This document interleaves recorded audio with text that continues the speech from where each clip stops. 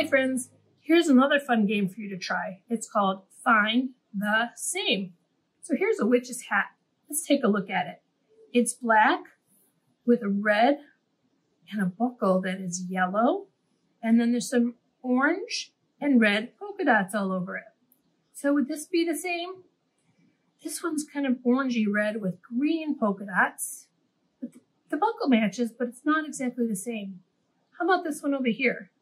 This one's kind of orangey with white and gray and yellow dots. Has a yellow band, but it's not the same.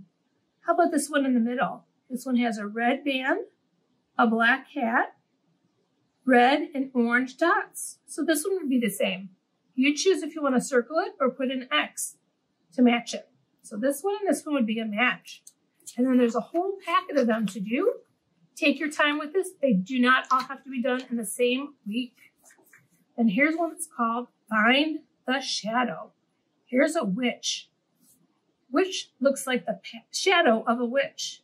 Does that look like it might be the same? Not really. How about this one?